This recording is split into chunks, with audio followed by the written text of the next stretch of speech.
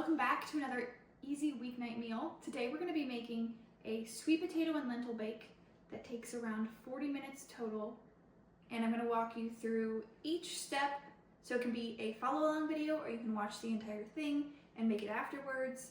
And I'm also going to walk you through every ingredient and how much you need of each. So let's get started. The ingredients that you're going to need today are 3 large sweet potatoes, 1 pound of ground beef, 2 cans of lentils. You can also use 3/4 cup of dry lentils and cook them. Half an onion that's going to be diced. 2 cups of spinach. You'll need 3 cloves of garlic, 2 teaspoons of cumin, 1 teaspoon of paprika, 1 teaspoon of garlic powder, half a cup of beef or vegetable broth, 2 tablespoons of olive oil, and salt and pepper to taste. I've heated up the oven to 400 degrees, and I'm going to start by chopping up all of the sweet potatoes into cubes. Make sure that you are minding your fingers when you're doing this. They're going to be about that big. Once you've got all your sweet potatoes chopped up, you're going to put some olive oil on a sheet pan and then place all of your potatoes on the sheet pan.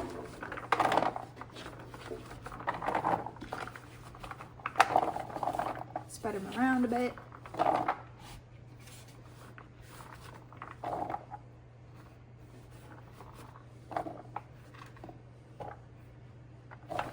Perfect.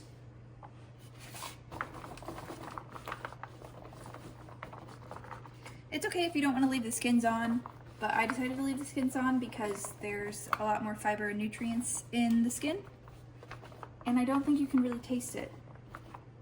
We're gonna pop these into the oven. And I know the oven wasn't preheated all the way, but that's okay. We're roasting them for about 20 minutes anyway. And I think it's better to put it in there earlier because then they just have a little bit more time to get a bit more crispy. The next item on our list is we're going to peel this garlic and then we're going to slice it, chop it up. Oop.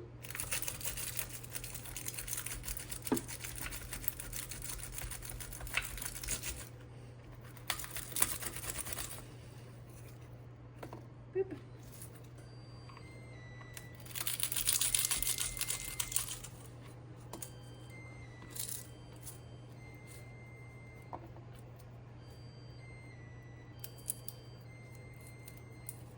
Ah, this one needs just a little bit more.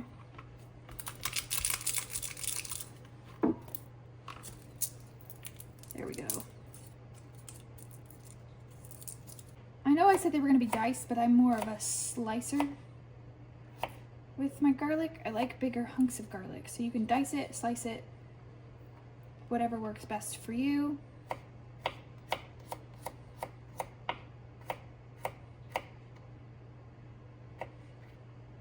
And then once you slice it, you can always just give it a little one of these. Next item is our onion. One of my favorite things about these videos is that, and these recipes, is that I'm also learning how to cook. So it's okay if you mess things up. Honestly, you learn more if you do mess things up. So I'm still working on my knife skills. It's okay if you're also still working on your knife skills. I know there's a better way to dice an onion, but I didn't do that today. And that is perfectly fine.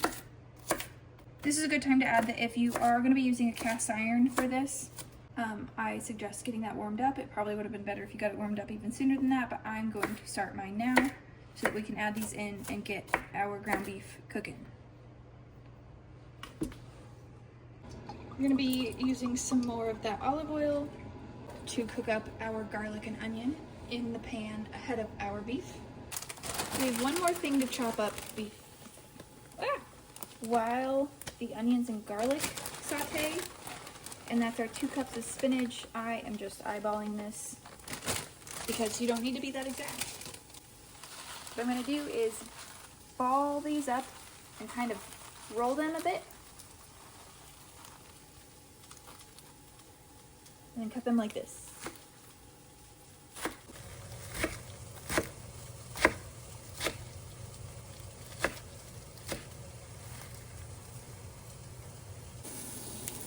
Okay, they have gotten partially cooked, so we're gonna move them to the outsides of the pan and add in our ground beef. Maybe, ooh. And we're gonna break this up so that it is into smaller pieces.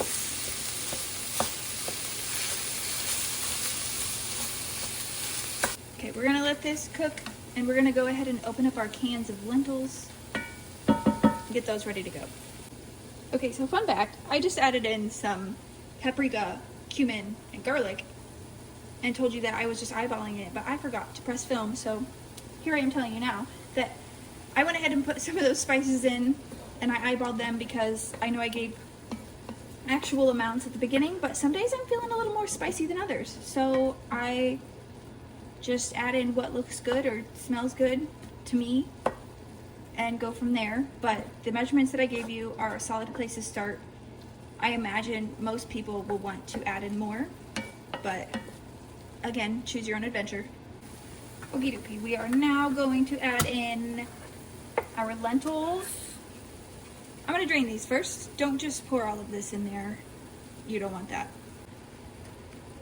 1 can of lentils. Okay. Oi. 2 cans of lentils. Get everything out.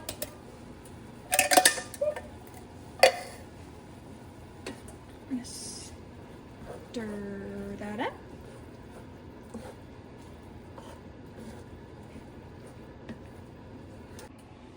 We've got some roasty, toasty potatoes. Potatoes. Now I know what you're thinking. You were thinking, Shannon, those potatoes are basically just naked. We're gonna fix it, don't worry. Okay, we're gonna add in our 1/2 cup of broth and the spinach, and we want the spinach to wilt. So we're gonna just work it in a little bit so that it does start to cook. Okay, we're gonna hit our potatoes with a little more olive oil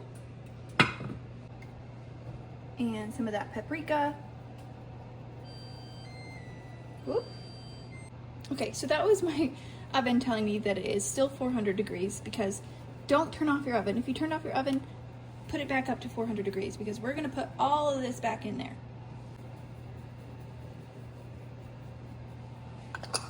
Okie dokie. We're gonna toss those a little bit, and you know what? I gave those measurements at the beginning for the spices. Ignore those. I'm gonna change those in the actual written directions because we need more flavor in our lives. And I clearly have used way more than that on these potatoes. And potatoes soak up a lot. And I used more on our beef vegetable stuff over here too. Our next item of business is putting all of these potatoes into a 9x13 baking dish, or you can put them into a cast iron. Like we could have kept them in that cast iron, except the order in which I want to put these in would be different because I want to put these potatoes on first and then put our meat and veggie mixture on top. So we'd need to take out the meat and vegetables of our cast iron and then put these in to put them on top, and that seems like more work than just putting the potatoes on the bottom of a new dish. Okay, so runaway potato back there. Oh, wish me luck. Yes. Okay, now just spread this out on top.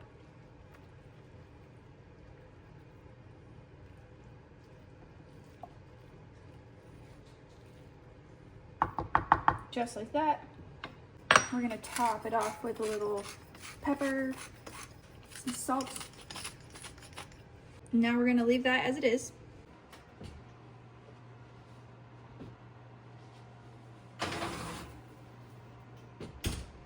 Dun, dun, dun. Okay, I just put that in the oven for 15 to 20 minutes. We're gonna let it marinate in there, and then we're going to take it out, and it's gonna be some tasty goodness. It smells so good. A thing that I didn't put on the ingredient list, but you can add if you want to, and this is completely optional. I mean, all of it is optional, but is some cheese. Top it off with some cheese. I think it really rounds it out.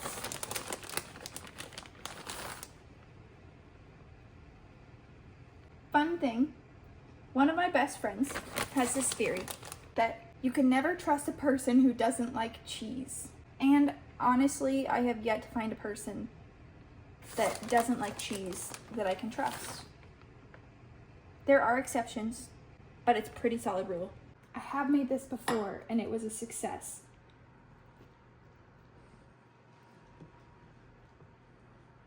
It is extra toasty hot.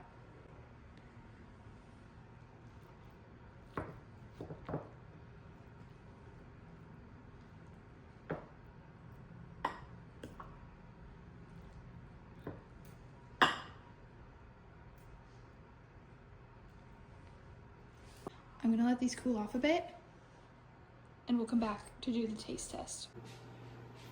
Don't mind the polka dots. My disco ball planter is disco balling. Time for the taste test.